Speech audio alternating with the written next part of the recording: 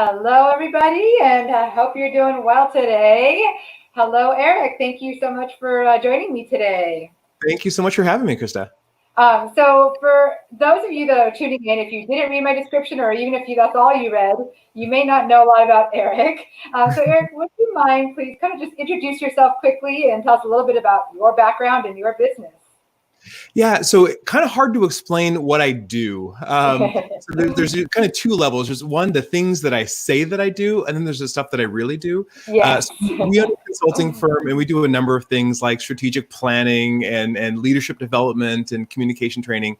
But what we really do is we help people get past the natural human barriers using brain science that prevent us from having meaningful connections with one another. So that shows up at work all the time. That shows up in city council meetings all the time. That shows up in police community relationships and interpersonal marriage, all sorts of things like that. And so what we do is we actually help people understand those barriers and then kind of help break them through. That's awesome. And I don't think that sounds like that complicated, but I guess I also am more involved in this space, right? And so maybe it just sounds normal talk to me. Yeah. So you have a company called Bailey Strategic Innovations Group, right? So can you explain kind of what does that business do? Yeah, so what we do is we go through a bunch of different organizations. We spend a lot of our time working with municipalities, local governments. We work with small, medium, large businesses, even some Fortune 100 companies, and we do a myriad of things for them. Like I mentioned earlier, we do strategic planning sessions for them, including action planning. And the interesting thing, we have a product we call the 10-hour strategic plan, because strategic planning usually lasts months, and it's awful and everyone hates it. So we get it done in 2 half days, and wow. it's complete. Like, not go and do research now, and it's complete. We do a lot of leadership developments, trainings, keynotes, workshops for a lot of organizations around. We do executive readiness, which is something that a lot of people aren't doing. So they're realizing that there's a lot of retirements coming.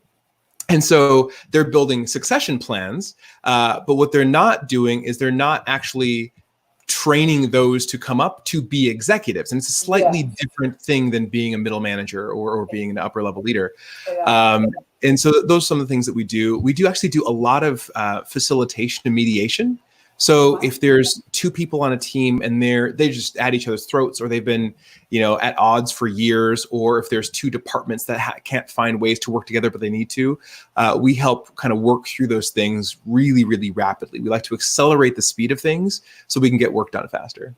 That makes a lot of sense, and I'm nodding my head vigorously because I'm actually working on my dissertation now. But before I got to this point, I had to take several doctoral classes, including, I'm being in business, an executive coaching and leadership course taught by a professor who's an adjunct, because he has a day job business that's what he does. He trains executive coaches to go out there and either help executives who have been thrown into the fire without being ready, or to help train those that are about to become executive. Because I never appreciated fully until I took that class and read a lot of books and listened and spoke with my professor that being an executive is unbelievably difficult, and mentally speaking, really. And most of the executives aren't necessarily prepared for what that's going to involve. So right. And they say it's lonely at the top. Right. And that's a real thing, because a lot of managers, a lot of times you can push upwards some issues. So I don't want to deal with it or can't deal with it. I can push it upwards, or I can push the blame uphill. When you're an executive, you can't do that. And so being able to navigate even political capital is a complex issue that people don't understand. And getting some training on that, delivering feedback, those sorts of things are really, really powerful. Yeah. And so you mentioned it's lonely at the top. Well, most of my audience is small business owners, which is also a very similar position where it's very lonely because nobody understands your business. Right. So that's why I think a lot of what you do and what you talk about does really apply to these small business owners as well. Yeah. It's funny. You think about how people process things. And where I spend a bulk of my time is studying brain science research. So psychology, brain physiology, anthropology, I study all of these different mediums. And you find that what we're seeing now is this trend towards loneliness, which is really, really interesting. And this is across all kinds of businesses, including small businesses. But what happens is we are starting to feel like the world doesn't understand us. Right. And that's true because the world is spending less time trying to understand other people. And so we just keep pulling people. Why don't you understand me? Why don't you understand me? While no one is saying, let me understand you.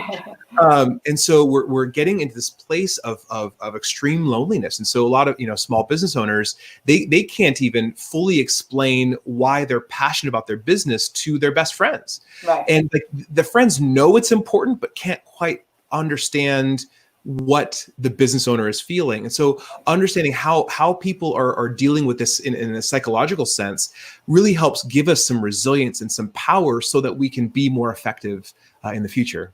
Yeah. And that resilience, that's such a key term for small business owners, isn't it? Yeah. And so kind of segueing a little bit, but from that into the topic for today, which is the cure for stupidity, which relates to all, like I said, that brain science and psychology, which I find so fascinating. Can you share how did that title, that book, how did that come to life? Yeah, so the book is super fun. It's not the typical business book where you need to learn and memorize a whole bunch of things. It kind of walks through this process of kind of self-realization. So I'll give an example, and I'm very humble throughout the whole thing. I admit I struggle with this. I messed up here or whatever. But originally I wanted to call it Predicting the Irrational. And so what I find is that there are so many times that people expect others to be quote unquote rational, but more often than not, we see that they're not acting, at least what we would think, in their own best interest. They're behaving irrationally. And it's like, if we can start to understand why people behave irrationally, we can start to relieve all the frustration and all the stress and all the pressure we carry of why would you do that? How could you possibly, And so I started to kind of workshop this, and just the title of it. And then I put as the subtitle, the working subtitle, Predicting the Irrational, the Cure for Stupidity at Work. And when I started sharing it with people just started losing their minds. They're like, I need that. There's so many stupid people everywhere. And so I'm like, well, if that's the emotional reaction people are getting, why don't we switch it? And so I changed it to the Cure for Stupidity. And the reason this is really critical is because our natural behavior set is to believe that the world is exactly as we see it. Our decisions, our perceptions, our points of view aren't just those things, not just our perceptions or points of view. They are the real world. And we start to believe that fundamentally. And when something comes against that way of thinking, our first reaction is that's stupid, or that doesn't make sense, or that's wrong, or that's illogical. And what happens is that we start to really create these divisions amongst people. And so the genesis of the book, and the reason that I wrote it and I'm so passionate about it, is I see this wave happening over the last decade, 2 decades in the political sphere. And what we're doing is we're growing further and further apart. Yeah. And it's not because of any one person. It's not because of any one party. It's because of our natural human behaviors, and they're just being played out more and more, and it's expanding. And so I decided that I wanted to write a book to help people bridge those gaps. I want to help people listen to someone with a different point of view and understand their emotions and their feelings without necessarily validating their conclusions. Right. And that's totally possible, right. But we're losing this ability. And I think that if we can start to do this, we can fundamentally change the world. And that's the vision of my company, is I want to change the way the world communicates, because we're losing this ability to connect with one another. Yeah, and I love that. There's so many people, and whatever the topic may be, I feel like, that if I don't agree with you, I can't be friends with you, or do business with you, or have you as an employee, or whatever. It's like, wait, when did that become a thing? Like we're all unique and different, and just because we don't agree doesn't mean that we can't work together or be friends or whatever. Yeah. Right. Yeah. The word unfriend is now a word in the Oxford English Dictionary. It's like, Yeah. that's a problem. Right. So yeah, I agree. I'm right in line with your passion and what you're doing here. So The Cure for Stupidity, you did call it a business book though. So can you kind of give us a brief overview of what, this book is about, a little bit more than you've already told us? Yeah, so I break it down into a series of principles, and so I've created 22 principles that I call the principles of human understanding, and each of these principles are based in some brain science, whether it's psychology or anthropology or whatever, and we go one by one throughout the entire book, and each one is given an example of how it can relate to the office. Okay. And there's one kind of central story that I tell throughout the entire thing and relate many of the principles back to. But it's an office scenario where we have one person who's the early to work person, and he's always the first one to get to work, and he always starts the coffee pot for the office, right? Mm-hmm. And there's one person who's the late shift, and so she's usually there like 3 hours after everybody else, but she also comes in 3 hours after everybody else, and so she doesn't know at all that the early person is starting the coffee pot, and so he gets frustrated that they don't clean the coffee pot at night, and so he writes this memo, and posts it up in the break room and says, "Please wash the coffee pot out at 5 p.m." And because in his mind, the workday ends at 5 p.m. Well, she sees this sign and she's like, oh, here's yet another example that people don't even acknowledge that we work. If the coffee pot's cleaned at 5, do we not get coffee at 7 before we leave, And so she kind of spirals and just sees the sign and tears it off because she's frustrated.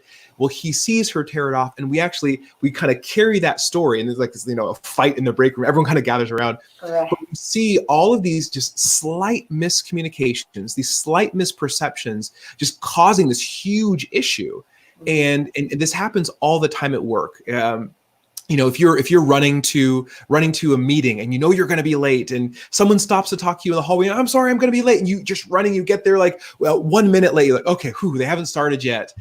And then somebody else gets to the meeting 7 minutes late, and you're like, oh, can you believe that guy always showing up late? And like these are fundamental things that we do. It's like we just exhibited the same behavior, being late. Right. And we're going to judge them so much more harshly than we would judge ourselves. And these things, these are examples that happen, in the office all the time, but also it transcends just work, right? It transcends to how we deal with our spouses, how we deal with people on the freeway, how we deal with, all of these different scenarios, because they're fundamental human issues. And if we can learn them, we can start to process through them differently. Yeah. I love it. That's such, the real life examples right there. Like, I feel like I've seen that unfold in the workplace before, almost that same scenario, with both the meeting and the coffee, because, don't mess with people's coffee. Yeah, absolutely. So I love that. Oh, go ahead. No, I was going to say that the example that I find that I run into most frequently, not right now because, self-quarantine or whatever, but the example I see most frequently is driving on the freeway. Yeah. And someone cuts us off in traffic, and our first response is, you're a jerk, you're so mean, and we go down this process of creating the story about this person, and what happens, we end up sitting in that like frustration for hours. And we'll go to work and we'll tell the story. Can you believe this one guy, cut me off or whatever? And then people join in. Oh, that happened to me before. And we tell this kind of this misery circle. Yeah. We kind of sit in it with each other. But there's one really simple way to get out of that so much faster. Because if you think about it, we've given this person a story. We've created this story around them. They're the villain, and they're a jerk, right? And we tell the story about them. Well, all it takes to fundamentally flip that switch is to create a different story that doesn't make you feel bad. So the story that I tell myself when I get cut off in traffic, or someone, speeding down the freeway at 100 miles an hour, I say, I hope they get to the hospital on time. Mm-hmm. It's unverifiable. I can't know whether or not they're going to hospital, right. Just like I can't know whether or not they're a jerk. Right. But I create the story that makes me feel maybe a little pity, maybe a little hope for them, for their future. And I let go of all of that frustration so quickly, and I don't carry it any further. Right. And I love that, because that can apply to so many situations where you cannot control so many circumstances, but what you can control is how you react to it. Absolutely. And that right there is a beautiful, super simple example, but so clear. Because in either case, you're never going to know what that person, why they did what they did. In either case, you can't stop that from happening, right? That's completely out of your control. But you can control whether or not you let it mess up your whole day. Exactly. There's a parable that a friend of mine told me. Her name is Dr. Maria Church, and she said there were two monks, and they were walking through from one village to another. And part of their religion is they cannot come into physical contact with a female. Like that's part of their religion. So they're walking through the forest or the desert or wherever they were, and they come up to this river, and it's a fast moving river, pretty deep water. And there's a woman there on the bank that they're on. And she's just fretting. She's just having all this anxiety. She's crying. And one of the monks comes up to her and says, "Ma'am, what's going on?" And she says, "I need to get to the other side of the river because my family's having an emergency, but the river's moving too fast. I can't cross it." And he says, "Don't worry. Climb onto my back. I'll carry you across the river." And the other monk's like, "You can't do that," right? He doesn't say anything, but like shock. And so they do that. He carries her across the river. He sets her down. She goes off in her direction, and they go off in theirs. And they continue on their journey. Well, about 2 hours later, the other monk's like, "I still can't believe it. I can't believe that you touched that woman. That's so against everything that we stand for. It's against our vows." And the other monk turned to him and said, "I put down the woman 2 hours ago. Why are you still carrying her?" And that is what we do so frequently is we'll hold on to these things that have no meaning in our life anymore, but we hold on to them and they keep being present for us. And if we can learn to kind of let those kinds of things go, we can be more effective moving forward. Yeah. And that, I love that, like, as a small business owner, for example, you are the heart and soul of your business, whether you're a solopreneur or whether you have, 15 employees. If you let little things like that, ruin your day, and it trickles down to your entire business, right? Yeah. And so that's why it's so important to really work through these things and be aware of how you react to these situations. And just pay attention to what you're holding on to. Because it might just be, I want to win this contract. We're going to fight so hard to win this contract at the time that we're ignoring all of these other things that could be done. And, winning that's a whole different situation. A whole chapter in the book about that, but we have this desire to win. And if you can realize, like, what are the things that I'm actually holding on to that are preventing me from being productive? What would it be for me to let that go? Oh man, all these things, all these ideas I've had in my head, all that creativity that's out there, that can start to happen. Yes, that's the one. Often, we get so focused, especially as small business owners. Like we're just tunnel vision on this one thing, right? But there's all this other opportunity and wonderful things going on outside of that little tunnel, which is obviously it's fine. It's great to focus for specific items in short term. Sometimes you just got to meet a deadline, or you got to, try and get that proposal out or whatever it is, but you can't operate always like that, right? Right. And you think about, a lot of small business owners, they don't realize that the work that they do, the output that they do is for startups and smaller companies. That's the best branding you can do, is do good work. Right. And if you're resisting doing that good work because you're holding on to something else that may be peripheral to the work you're trying to do or tangential to the work you're trying to do, you're not going to build that brand that you need to build. And that is something that I've personally had to work on in building my business. Is I have these ideas that, I need this. So here a little side story. I don't think I've ever told anybody this, but when I first started my company, there's a request for proposals out there for a retreat, a team retreat, and so I submitted, and I spent hours and hours and hours putting together this proposal, and it was beautiful, like in my mind, it was perfect proposal, and I didn't get it. And this was 3-4 years ago now. And since then, my business has just exploded. I mean, so I mentioned I do a lot of work with municipalities, and this first one was a municipality, local government. And I've now worked with I think it's, if you look at the citizenry of the cities we've served in Arizona, we're like at 94% of citizens have been directly served by our company. And like, that's a big deal, but not this city, right? Not the very first one that we missed. And so there's an opportunity for another RFP just recently. And I'm like, oh, I've got to get it. I've got to get it. I've got, it's like I was holding on to this loss that I had, and spending hours and hours and hours working on this RFP, and realizing actually just today, my business partner and I were just realizing today, is it really worth this amount of time? And I'm like, no, it's worth, wait a minute, is it worth it? And I was thinking, am I holding on to something, or am I thinking about it intentionally being productive? And I was holding on, and it's like, oh, how freeing was it to let go of that thing and now focus on the things that are really going to move our business forward. Yeah. Well, my overachieving competitive nature was going, yeah, but you got to get that city. Right. So I understand. So, but you got to look at the other side. Like you said, you've gotten almost every other one, right? So that's. And the interesting thing is that we have some contracts that other cities can piggyback on. And the interesting thing, which will be really fun if it turns out this way, is if that city decides to use a piggyback and hire us anyway. It's like that would be the ultimate, full circle. And so who knows what's going to happen, but all we can do is like what matters most. And I don't know if you have children, but Frozen 2 is big in our house. And it's, you just got to do the next right thing. You just got to do the next right thing. And that as a framework just makes it so much easier as a small business owner to survive COVID-19. Like, let's do the next right thing. And that helps us move forward.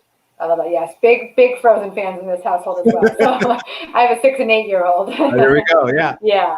So, but yeah, you mentioned COVID too, which is interesting. So I'm wondering if, of these 22 principles that you share in the book, do you have a success story you can share of somebody who's kind of read through it and gone and applied it into their business or into their workplace?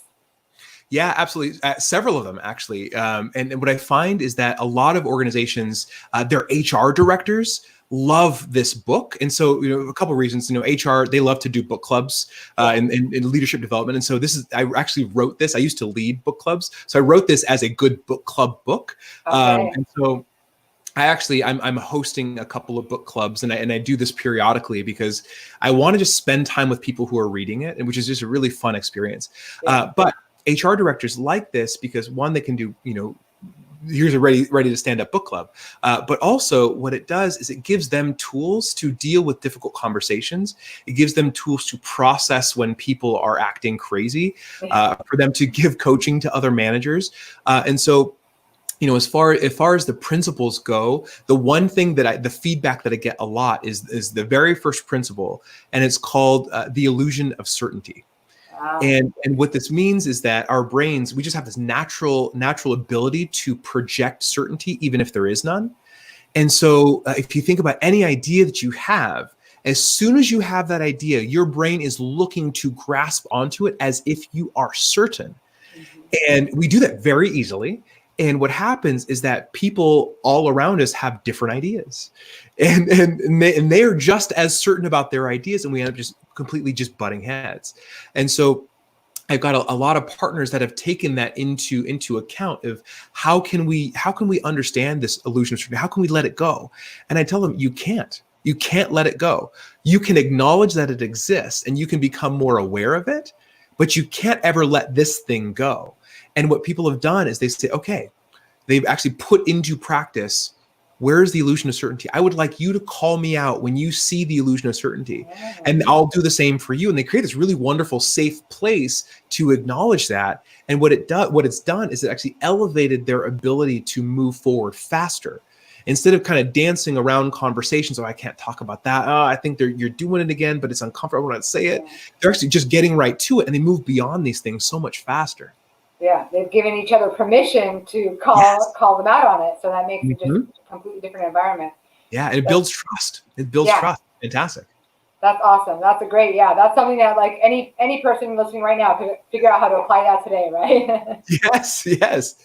And that's interesting. I haven't really thought about that, but I listen to a lot of podcasts about kind of like mindset and mental awareness, and just try to be very aware of things that we naturally do and how we can use that tool to be better. And so that's one that I've heard a lot about, but I've never heard it put quite like that. So that's the illusion of certainty, right? Especially right now, our brains are working overtime trying to find anything that feels certain, right? Yeah. Yeah. So, especially with this COVID-19 thing. And I was actually, I do a lot of work, I mentioned resilience earlier. My business partner, Nicole Lance, and we've developed this online training on resilience, and we've delivered it probably now 30 times now, because it's people love it so much. It's giving them so much power. Right. But what we talk about is this idea that, why are we struggling so much with this? Why are so many people struggling with the uncertainty?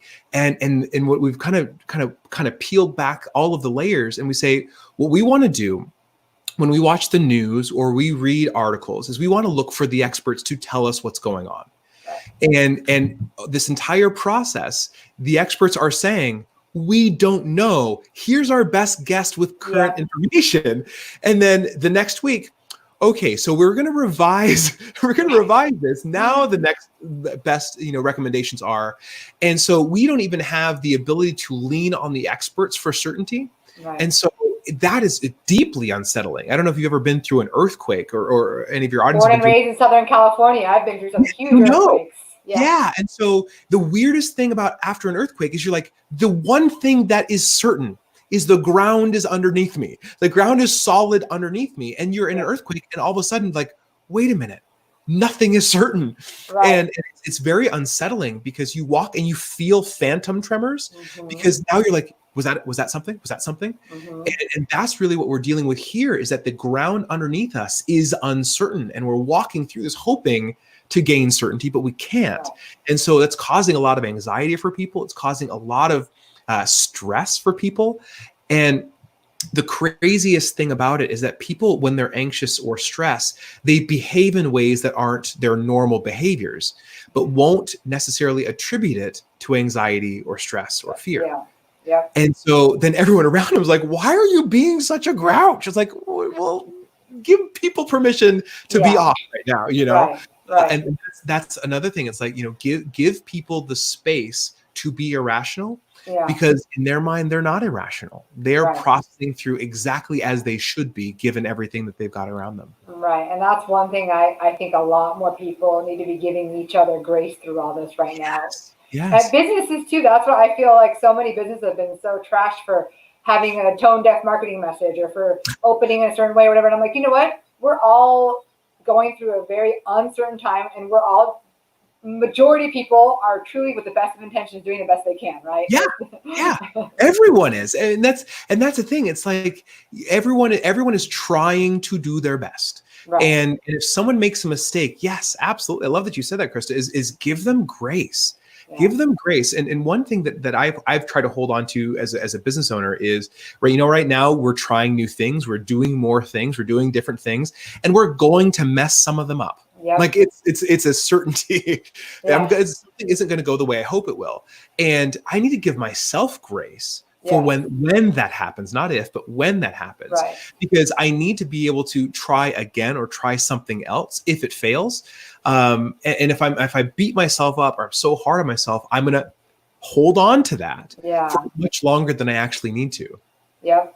And, not only give yourself grace, but I've been telling business owners that I talk to that now is the best time possible to take a risk, because not only do you kind of have to, because you can't do things the way you used to do them, no matter if you're fully open or online only or whatever you are now, things have changed. So you have to change something.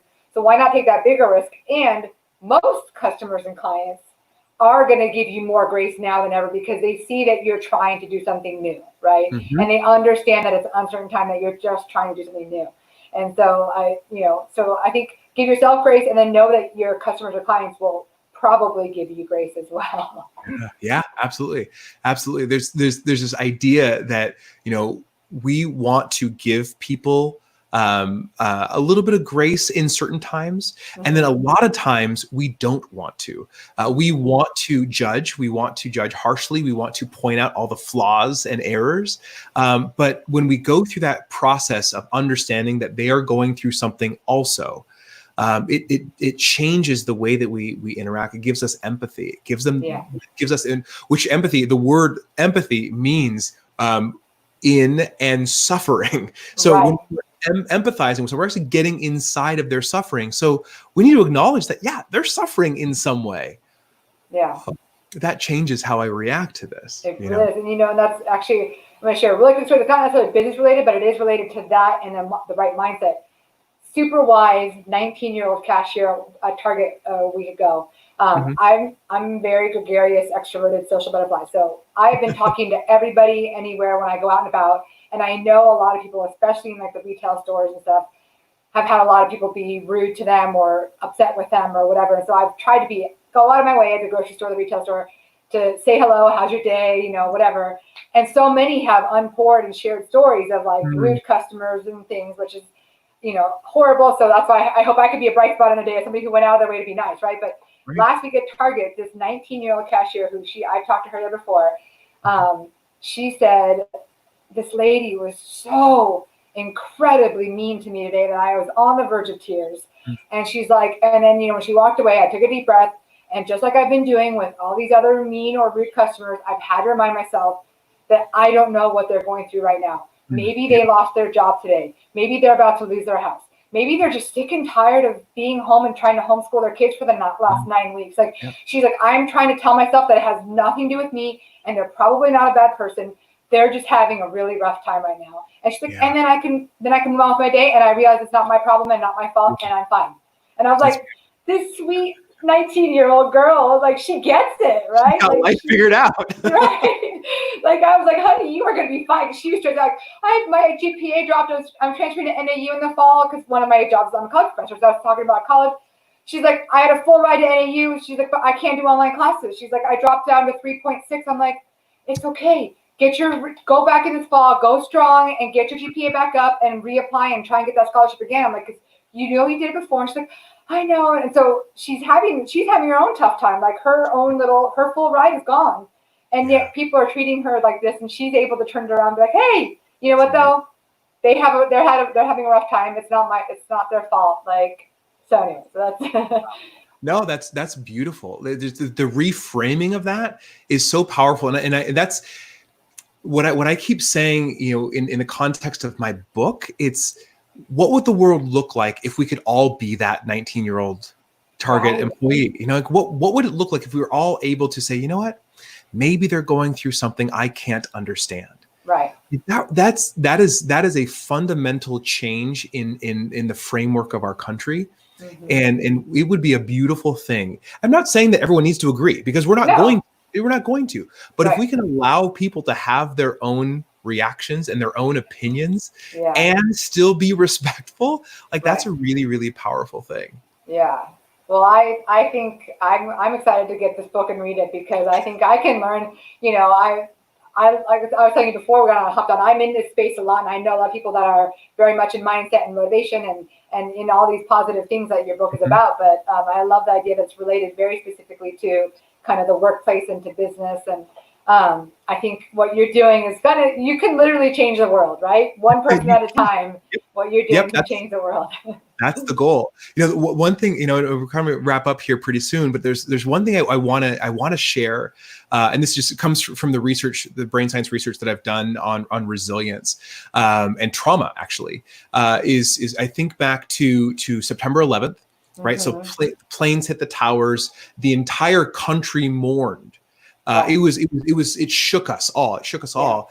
And if you think about what happened immediately after that, is we came together closer as a country than we ever have. Maybe during World War II, maybe we were closer. What we find is that there's these major traumas, and then after that, we have these major collections of humanity. All of a sudden, we become more human together, and that happens routinely. And there's research from a doctor named Harvey Whitehouse, and he said that dysphoric events, so the opposite of euphoric, dysphoric events, They stick in our memories a lot. So we actually spend a lot of time considering them, thinking about them, replaying them. And so they actually stand out stronger in our minds.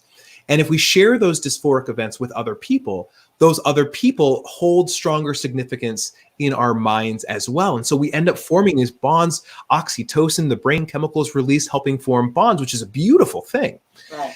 The caveat is, looking at what we're dealing with now with COVID-19, is that if we believe that we are experiencing a different adversity than somebody else, we're not going to get that bonding. We're not going to have that. And so as a small business owner, it's very important to me that all of my employees feel like we're going through this together. Mm-hmm. And so I've got one coaching client who has a team of just about 100 people, and some of them are able to work from home. Some of them are not able to work from home. So it's not that they're essential. It's just they don't have the technology to do it. Right. And so they're having this really interesting division in the team. And so these people say, it's not fair. You get to work from home. And after a month, these people are like, that's not fair. You get to go to work. Right. And so they're not getting that bonding experience. And so find all the common denominators that we are actually sharing this. So a lot of people talk about the toilet paper. Like that's going to be the thing that we're talking about for the next decade and a half. Do you remember when there was a run on the toilet paper? You know, and all the stress that made everyone feel, and like we all shared in that. Right. There's nobody that doesn't need toilet paper, and there's nobody that hasn't struggled to find it. Right. Right. And so like that's one thing that we can bond, like you and I just then, right? That I don't know if you pay attention to your brain chemicals, but you just felt a dose of oxytocin, as did I. It's kind of really wonderful feeling of ease. And that happens when we bond with other humans. And it's a very powerful thing. So as small business owners, it's really important that we let our teams know, no matter how large or small, that we're experiencing something together, and we're going through, we're struggling together. And that may require a lot of listening. Like, what are you struggling with? You know, but also sharing. And so that's one thing I don't want people to leave here without understanding that one piece, because it's so important right now. Yeah, no, I love that we brought that up. That was a kind of, I think, a great way to wrap up an interview that I wish could go on for hours, because I can only imagine how much wisdom and wonderful stories you have to share of all the ways that what you teach has been implemented. We'll have to come back together at some point in the future, for sure. Definitely. And so definitely I'm gonna drop a link to your book, The Cure for Stupidity, because I want everybody to go check it out. I know a lot of people watching this or listening to this later on the podcast can definitely benefit from it. But if people wanted to connect with you, maybe learn more about what your company does, et cetera, what's the best way for them to find you?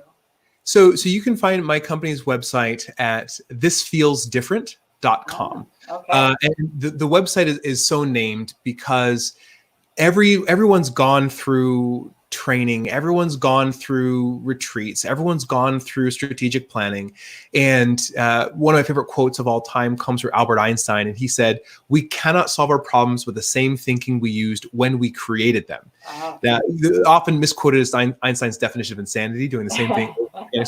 He actually never said that piece. He said this. And to me, what it means is that, yes, we've seen these same things over and over again. We've done them over and over again, and we're getting the same results. And so if you want different kinds of results, then the process needs to be different. And every time that I do an experience or an engagement with a client, I always get one piece of feedback. I'm steering for it. Yeah. Wow, this feels different. There we go. And that's my indication that things are different. So thisfeelsdifferent.com is the name of my website. It's intentionally because I want this entire process to be different. Hopefully this interaction for us together was a little bit different than you're used to, because I want everything to feel different so we can get different and unique kinds of outcomes. You can reach out to me on all the social medias. I'm Eric M. Bailey, Instagram, Facebook, LinkedIn, all of that. You're all the places, all the places, and Twitter, I guess. I don't do much on Twitter, but I have one. Yeah, there you go. And I love it. You said this feels different, because one of my favorite quotes that I use in all the marketing classes and workshops I teach is different is better than better. Yeah. So that's what you're aiming for, different, not necessarily better. You want it to feel different. Absolutely. Absolutely. So, Love it. well, our time has gone a little bit beyond, but thank you so much for taking the time. This was a super enjoyable conversation, and I know people are going to get a lot of value out of this.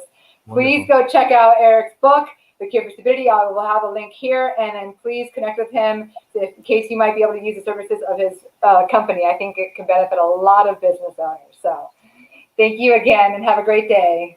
Thanks so much. Bye-bye. Bye.